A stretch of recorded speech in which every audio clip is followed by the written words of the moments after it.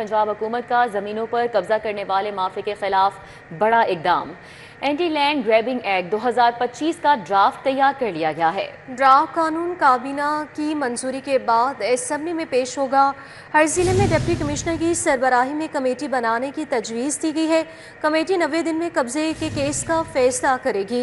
ज़मीनों के मुकदमा के लिए खसूसी ट्रिब्यूनल बनाने की तजवीज़ दी गई। कब्जा माफिया के लिए 5 से 10 साल कैद और जुर्माना तजवीज़ किया गया। इस हवाले से मज़ीद अहम डिटेल्स जान लेंगे अली रामेश से। जी बताइएगा। क्योंकि पंजाब हुकूमत ने एक नया कानून तैयार किया और इसके लिए महकमा कानून ने इब्तदाई जो ड्राफ्ट है वो पंजाब हुकूमत के सामने रखा है और इसके लिए काबीना की मंजूरी के बाद इसको पंजाब असम्बली के सामने जो है रखा जाएगा और पंजाब असम्बली की मंजूरी के बाद ये बाकायदा कानून बन जाएगा और इसके लिए बाकायदा इस पर अमल दरामद होगा क्या कि Punjab anti land grabbing act 2025 तैयार किया गया। इसके तहत पंजाब में जो कब्जा माफिया उनके खिलाफ एक्शन लिया जाएगा। अब इसकी कुछ शिकें हैं वो मैं आपके सामने रखूँगा। अब इसमें बताया गया कि एक कमेटी जो है वो तश्कील दी जाएगी ज़िलाई सतह के ऊपर और कमेटी 90 दिन के अंदर फैसला करेगी ज़मीनों का कब्जा वाज़ा करवाने पे। यानी किसी भी शहरी की अगर किसी ज़मीन के ऊपर इमूवेबल जो प्रॉपर्टी है उसके ऊपर कब्जा हुआ है तो वो इस कमेटी के सामने यानी कि डिप्टी कमिश्नर के पास जो है वो जाएगा, दरख्वास्त देगा कमेटी को कि उसकी ज़मीन पर कब्जा है और उसको दुरुस्त अपने दस्तावेज़ात सबूत जो है वो देना होंगे और उसके बाद कमेटी के पास इख्तियारात है कि वो 90 दिन के अंदर अंदर उसका फैसला जो है वो करेगी और ज़मीन वागजार करवा कर उस शहरी को जो है वो दिलवाएगी। और इसमें फिर एक कुछ सज़ाएँ जो हैं वो भी तजवीज़ की गई है कि कब्ज़ा माफिया के लिए 5 से 10 साल कैद और जुर्माना जो है वो भी होगा और इसके साथ झूठी दरख्वास्त देने वालों के लिए भी सज़ा जो है वो तजवीज़ की गई है और ट्रिब्यूनल जो है ये भी बनाया जाएगा। ट्रिब्यूनल फौरी तौर पर मालिक को कब्जा वापस जो है वो दिला सकेगा। तो कुछ पुराने कवानीन भी थे लेकिन पुराने कवानीन में मुकदमात जो है वो तख़ीर का शिकार थे, उस पर पंजाब हुकूमत ने फैसला किया। अब इसमें पीरा फोर्स जो है उसको इख्तियारात दिए जाएंगे उनके तहत। ठीक है, बहुत शुक्रिया अली रामे। पंजाब हुकूमत का agriculture food and drug authority act 2016 में तरमीम का फैसला। सिफारिशात पंजाब काबीना को इरसाल की गई है। काबीना इजलास में agriculture food and drug authority act 2016 में तरमीम की मंजूरी दी गई है। तरमीमी बिल का मकसद ग़ज़ाई तहफ़्फ़ुज़ और दवाओं के मेयार को बेहतर बनाना है। जाली और गैर मेयारी अद्वियात की रोकथाम के लिए सख्त सज़ाएँ तजवीज़ कर दी गई हैं। इस हवाले से बात कर लेते हैं, राव दिलशाद हुसैन हमारे साथ हैं। जी राव दिलशाद। बिल्कुल जी, पंजाब हुकूमत ने agriculture food and drug authority act 2016 में तरमीम का फ़ैसला किया है। इन तरमीम का बुनियादी मकसद ये है कि फूड सिक्योरिटी को इंश्योर किया जाए और फूड सिक्योरिटी के साथ साथ ज़रूरी अद्वियात की जालसाजी से मुतल्लिक जो है वो सख्त सज़ाएँ मुतारफ़ कराई गई हैं। आपको बताएँ कि पंजाब काबीना की स्टैंडिंग कमेटी बराए प्राइवेटाइजेशन व कानून साजी ने इस तजावीज़ और सिफारिशात जो हैं वो पंजाब काबीना को अरसाल कर दी हैं। पंजाब काबीना के आइंदा इजलास में जो है वो agriculture food and drug authority act 2016 में तरमीम की मंजूरी जो है वो दी जाएगी। तरमीमी बिल का मकसद ग़ज़ाई तहफ़्फ़ुज़ और जो है वो दवाओं को जो है वो उनकी हैयत के हवाले से जो है वो मेयार को बेहतर बनाना है, जबकि जाली और गैर कानूनी ज़रूरी अद्वियात की फ़रोख्त के हवाले से सख्त सज़ाएँ जो है वो तजवीज़ की गई हैं। ज़रूरी अद्वियात और जो है वो खादों के मेयार की जांच पड़ताल के हवाले से बाकायदा मेकनिज़म इन तरामीम में शामिल होगा, जबकि फूड इंस्पेक्शन के जदीद तीन निज़ाम को जिसकी के आलमी नौयत की मांगी होगी उसको भी इन तरामीम में शामिल किया गया है। और ना सिर्फ खाने पीने की अशिया बल्कि ज़रूरी अद्वियात और खादों पेस्टिसाइड से मुतल्लिक भी अब जो है वो बाकायदा इन तरामीम में सिफारिशात दी गई हैं ताकि जाली खादों और जाली अद्वियात जो कि ज़रूरी इस्तेमाल की ज़्यादा फ़रोख्त की जाती हैं, ज़्यादा शिकायत आती हैं। अब इस हवाले से सख्त ना सिर्फ क्रैकडाउन होगा बल्कि सख्त सजाएं भी होंगी। आगे बढ़े आपको बताएं, सर्कुलर रोड की बहाली का काम शुरू कर दिया गया है। महकमा बल्दियात सर्कुलर रोड की 3000 दुकानों को मुतबादिल जगह देगा।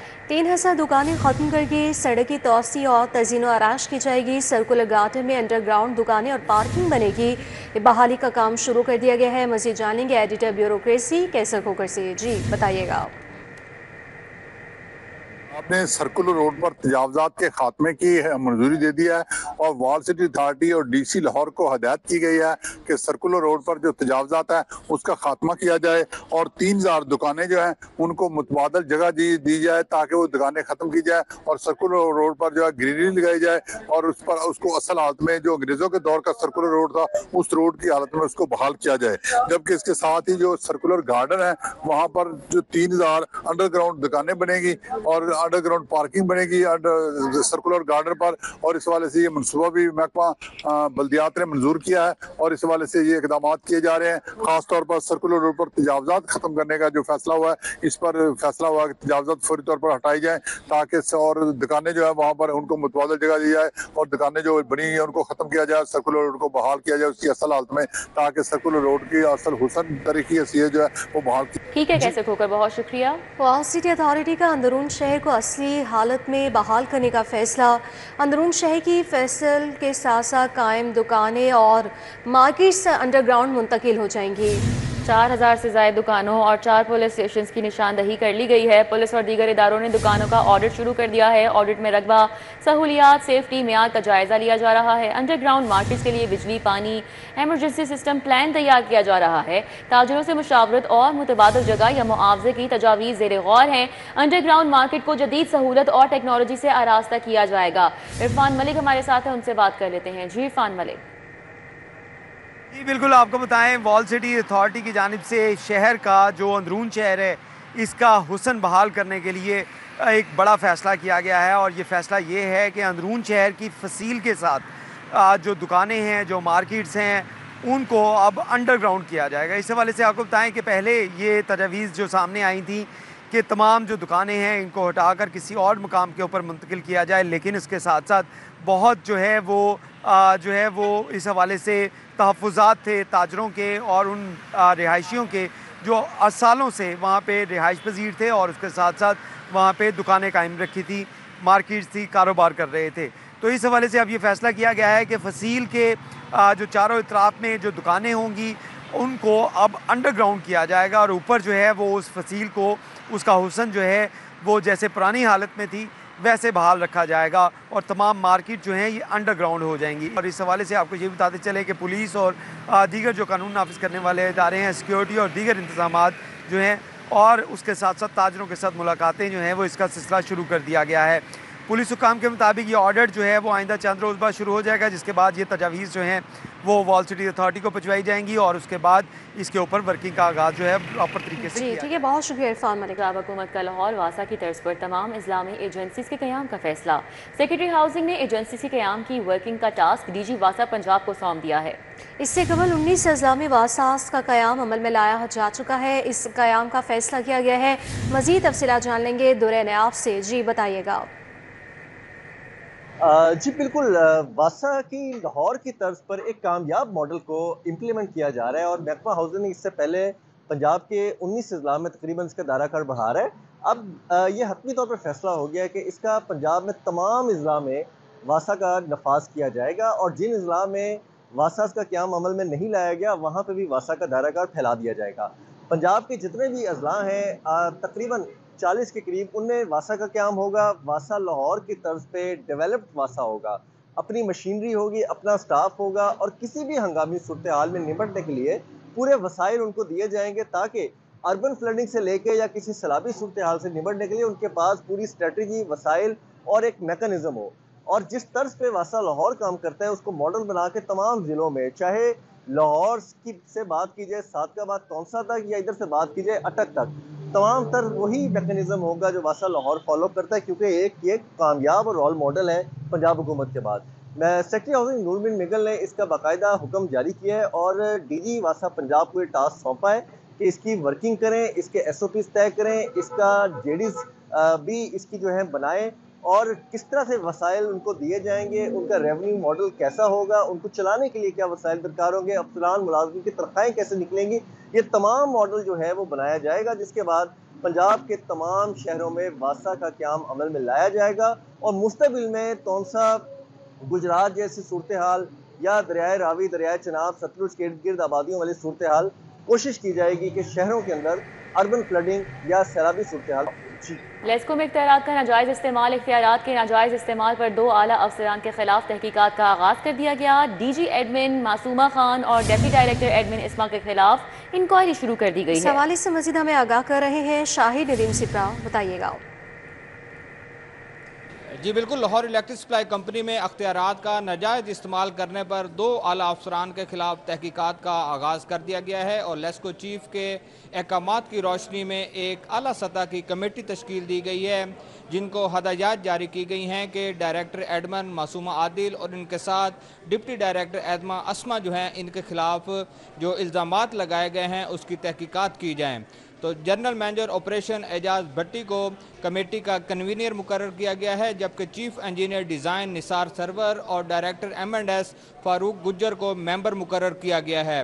दोनों अफसरान पर जो इल्ज़ामात लगाए गए हैं वो ये कहा गया है कि डायरेक्टर एडमन और उनके साथ डिप्टी डायरेक्टर जो हैं, इन्होंने अख्तियारात का नाजायज़ इस्तेमाल करते हुए अपने मनपसंद जो मुलाजमीन हैं इनको कर्जाजात दिए, जबकि जिन लोगों की जानिब से दरख्वास्तें जमा करवाई गई थी उनको मुस्तरद किया गया। इसके साथ डायरेक्टर एडमन पर यह भी इल्ज़ामात लगाए गए हैं कि वो लेस्को की सरकारी गाड़ियों का अपनी फैमिली के लिए इस्तेमाल कर रही हैं। तो इस बात की तहकीकात भी की जा रही हैं कि आया कि जिन 2 गाड़ियों का जिक्र किया गया है कि वो उनके घर में इस्तेमाल हो रही हैं या नहीं हो रही। बाज़ ऐसे ऑफिसर्स हैं जिनकी FIA में इंक्वायरीज पेंडिंग होने के बावजूद पेंशन के कागजात मुकम्मल किए गए और उनको पेंशन की अदायगी की गई। तो वजारत पावर डिवीजन ने यह मरासला लेस्को को भिजवाया था, जिसके बाद आला सतह की तहकीकाती कमेटी बनाकर अब इंक्वायरी की जा रही है और मज़ीद तहकीकात के बाद इस बात को साबित किया जाता है या नहीं होता। लेकिन इल्ज़ामात जो संगीन किस्म के लगाए जा रहे हैं, इसकी इंक्वायरी के लिए आला सतह की कमेटी बनाकर काम शुरू किया है। यहाँ आपको बताएं कि ग्रीन टाउन के इलाके में ससुरालियों का खातून पर तशद्दुद, फरीहा नामी खातून पर उसके शौहर और जेठ ने तशद्दुद किया है। मुल्ज़िमान खातून के सर के बाल और भवें मूंद दी, पुलिस की जानिब से बताया गया है।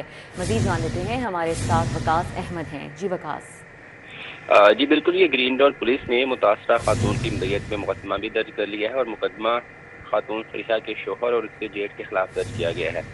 FIR के मुताबिक खातून की ससुरालियों से मामूली सलामी हुई थी, जिस पर खामद और उसका भाई जो थे वो तैश में आ गए। पहले उन्होंने खातून पर टॉर्चर किया, फिर कमरे में बंद कर दिया और उसके बाद सर के बाल और भुएं मूंद दी, जिसके बाद खातून की तरफ से शोर शराबा किया गया। तो अहले मोहल्ला की मुदाखलत से जो खातून को कमरे से निकाला गया और जैसे ही पुलिस को इत्तला मिली, पुलिस ने मौके पर पहुंचकर खातून को रेस्क्यू किया और मुकदमा दर्ज कर लिया। अब पुलिस का कहना है कि मुल्जिमान फरार है, ताहम उन्हें जल्द गिरफ्तार कर लिया जाएगा। जी ठीक है, जल्द मुल्जिमान को गिरफ्तार कर लिया जाएगा। बहुत शुक्रिया वकास अहमद आपका। सैलाबी सूरत हाल, लाहौर से कराची और दीगर ट्रेनों का शेड्यूल मुतासर हो गया है। लाहौर से कराची जाने वाली पाक business express, Shah Hussain express भी मनसूख हो गई। पाक बिजनेस और शाह हुसैन एक्सप्रेस के मुसाफिरों को दीगर ट्रेनों में एडजस्ट किया जाएगा। पाक बिजनेस के मुसाफिरों को कराकरम एक्सप्रेस कराची एक्सप्रेस में एडजस्ट किया जाएगा। कराकरम कराची के लिए अपने मुकर्ररा वक्त सहपहर 3 बजे लाहौर से रवाना होगी। कराची एक्सप्रेस कराची के लिए अपने मुकर्ररा वक्त शाम 6 बजे लाहौर से रवाना होगी। शाह हुसैन एक्सप्रेस के मुसाफिरों को आज ग्रीन लाइन में एडजस्ट किया जाएगा। ग्रीन लाइन कराची 2 घंटे 25 मिनट ताख़ीर का शिकार है और कराची के लिए ग्रीन लाइन रात 11:15 पर लाहौर से रवाना होगी। कराची जाने वाली कराकरम लाहौर से बरास्ता साहिवाल कराची जाएगी। कराची जाने वाली पाकिस्तान एक्सप्रेस बरास्ता लाहौर से साहिवाल कराची जाएगी। कराची जाने वाली मिल्लत एक्सप्रेस फैसलाबाद से बरास्ता चकझुमरा सांगला हिल लाहौर साहिवाल कराची जाएगी। कराची जाने वाली रहमान बाबा एक्सप्रेस बरास्ता लाहौर साहिवाल कराची जाएगी। पुलिस अफसरान और अहलकारों के इंटरव्यूज़ पर पाबंदी आयद। DIG ऑपरेशन ने ऑपरेशन विंग के अफसरान और अहलकारों को इंटरव्यू से रोक दिया है। DIG ऑपरेशंस ऑफिस की इजाज़त के बगैर कोई अफसर और अहलकार इंटरव्यू नहीं देगा। SH की जानिब से ये बताया गया। डिविजनल SPs, SDPOs, SHOs अहलकार किसी किस्म की पॉडकास्ट में बगैर इजाज़त नहीं जाएंगे। वकास अहमद से डिटेल्स हासिल करेंगे, बताइएगा। DIG ऑपरेशंस लाहौर फैसल कामरान की तरफ से ऑपरेशन विंग के तमाम अफसरान और अहलकारों को हर किस्म की मीडिया अपीयरेंस से रोक दिया गया है और इस हवाले से DIG ऑपरेशन ऑफिस की तरफ से बाकायदा हुक्मनामा जो है वो मुतल्लिक़ा अफसरान तक पहुंचा दिया गया है, जिसमें कहा गया है कि तमाम ऑपरेशन विंग के जो अफसरान हैं, जिनमें डिविजनल SPs हैं, SP डॉल्फिन हैं, SDPOs हैं, SHOs हैं और तमाम जो पुलिस अहलकार हैं, वो किसी भी किस्म के मीडिया इंटरव्यूज़, किसी पॉडकास्ट में शिरकत या किसी TV प्रोग्राम में शिरकत से कबल DIG ऑपरेशन ऑफिस से इजाज़त तलब करेंगे और अगर DIG ऑफिस जो है उन्हें इस चीज़ की इजाज़त देगा तो तब ही ऑपरेशन विंग का कोई भी अफसर या अहलकार किसी भी किस्म की मीडिया इंटरव्यूज़ या किसी प्रोग्राम में शिरकत कर सकेगा। इसमें यह भी कहा गया है कि वो अफसरान और वो अहलकार जो DIG ऑपरेशंस के हुक्म पर अमल नहीं करेंगे और इसके खिलाफ वर्जी करेंगे, उनके खिलाफ सख्त महकमाना कार्रवाई भी की जाएगी। इस नई डायरेक्शंस के हवाले से DIG ऑपरेशन ऑफिस का कहना है कि बेहतर मीडिया कोऑर्डिनेशन और मीडिया मैनेजमेंट के तहत ये जो है हुक्म जारी किया गया है ताकि जो मेन स्ट्रीम मीडिया है और जो अहलकार या पुलिस जो अफसर किसी मौजू पे बात करते हैं तो वो पहले से DIG ऑपरेशन के नोटिस में हो ताकि किसी किस्म की मिसअंडरस्टैंडिंग जो है वो पैदा ना हो। जी ठीक है, बहुत शुक्रिया वकास। सानिया नोमई समेत 5 मुकदमा का जेल ट्रायल ATC जज अशरफ जावेद कोटलखपत जेल में समाप्त कर रहे हैं। गवाहान मुकदमात में PTI रहनुमाओं और कारकुनान के खिलाफ शहादत कलम बंद करा रहे हैं। सानिया नोमई समेत 5 मुकदमात का जेल ट्रायल है। ATC जज अशरफ जावेद कोटलखपत जेल में इस वक्त समाप्त कर रहे हैं। अहवाल बताएंगे जमालुद्दीन जमाली। जी जमालुद्दीन जमाली। बिल्कुल नौमई जलाओ गिराव के 5 मुकदमात का ट्रायल कोटलखपत जेल में जारी है। इस साल दहशतगर्दी अदालत के जज अशरफ जावेद कोटलखपत जेल पहुंच गए। आज जो प्रोसिक्यूशन के गवाहान मुलजमान के खिलाफ शहादत कलम बंद कराएंगे। ये 5 मुकदमात जो हैं जिनका ट्रायल जारी है उनमें मुस्लिम लीग नून का ऑफिस जलाने के 2 मुकदमात हैं, जबकि कलमा चौक पर कंटेनर जलाने, नेशनल पार्क गुलबर्ग के सामने कंटेनर जलाने और गुलबर्ग में पुलिस की गाड़ियां जलाने के मुकदमात इनमें शामिल है। अदालत जो है को सुप्रीम कोर्ट ने हुक्म दे रखा है कि मुकदमात का ट्रायल जल्द मुकम्मल किया जाए, जबकि इन मुकदमात के अंदर जो PTI रहनुमा है और कारकुनान हैं उन पर बगावत और फसादात के इल्ज़ामात हैं, जबकि जो रहनुमा है उन पर इल्ज़ाम है कि उन्होंने कारकुनान को फसादात पर उकसाया। इस हवाले से 4 जो मुकदमात हैं नौमई लाहौर के उनके फैसले हो चुके हैं, बल्कि दीगर जो है उन पर ट्रायल की कार्रवाई तेजी से जारी है। बहुत शुक्रिया जमालुद्दीन जमाली आपका। हालिया सैलाब मुतासरीन के लिए चूंग फ्लड रिलीफ कैंप ताहाल कायम है। कैंप में 250 खानदानों के 800 के करीब अफराद रिहाइश पजीर हैं। कैंप के रिहायशियों के लिए 3 वक्त का खाना रिहाइश की मुसलसल फराहमी जारी है। फ्लड रिलीफ कैंप ताहाल कायम किए गए हैं। तफसीलात जान लेंगे ताहिर खान से। ताहिर बताइएगा। जी बिल्कुल, हालिया सैलाब में जहां लाहौर के मुख्तलिफ इलाकों के लोग बेघर हुए उनके लिए मुख्तलिफ फ्लड रिलीफ कैंप कायम किए गए थे और जिन्हें बाद में पानी उतरने के बाद उन लोगों को अपने घरों में वापस मुंतकिल कर दिया गया। फ्लड रिलीफ कैंप भी वो ख़त्म कर दिए गए हैं, लेकिन एक फ्लड रिलीफ कैंप जो चूंग के मुकाम पर कायम किया गया है ये ताहाल कायम है। यहाँ पे लोग भी रिहाइश पजीर हैं, उनके 3 वक्त का खाना है, दीगर इंतजाम भी यहाँ पर है। इसी वाले से बात करेंगे असिस्टेंट कमिश्नर अल्लामा इकबाल टाउन तारिक शबीर साहब हमारे साथ मौजूद हैं। अच्छा सर बताइएगा, बाकी तो जैसा कि आपको पता है कि ख़त्म हो गया फ्लड रिलीफ कैंप, ये अभी तक क्यों कायम है? कितनी फैमिलीज यहाँ पे रह रही है, उनके लिए इंतजाम क्या क्या है? जी बिल्कुल, जब ये हमने रिलीफ कैंप शुरू किया तो उस वक्त तकरीबन 650 फैमिलीज थी यहाँ पे और 3000 के करीब अफराद थे। जैसे जैसे पानी उनके घरों से निकलता गया वो अपने घरों में शिफ्ट होते गए। अभी इस वक्त हमारे पास कुछ 250 के करीब फैमिलीज हैं और 800 के करीब जो है ना वो अफराद मौजूद हैं यहाँ पे, और उनको हम 3 टाइम का खाना दे रहे हैं। CM साहबा की हमें क्लियर डायरेक्शन है कि जब तक पानी खुश्क नहीं होगा ये लोग यहीं पे रहेंगे और इनकी खिदमत ऐसे ही करते रहेंगे। जहाँ तक पानी खुश्क होने की बात है, डिप्टी कमिश्नर और कमिश्नर साहबा हमारे डेली विज़िट करते हैं, डेली तो नहीं तो दूसरे तीसरे दिन विज़िट ज़रूर रखते हैं और वो खुद मॉनिटर कर रहे हैं और इंशाल्लाह उम्मीद है कि इस वीक में हम किसी सूरत-ए-हाल पे पहुँच जाएंगे। बहुत शुक्रिया सर। ये थे AC अल्लामा इकबाल टाउन जो हमें बता रहे थे तफसीलन कि यहाँ पे जो लोग रिहाइश पजीर हैं थीम पार्क के हैं और थीम पार्क में जो सैलाबी पानी जमा है निकास का। ठीक है, बहुत शुक्रिया।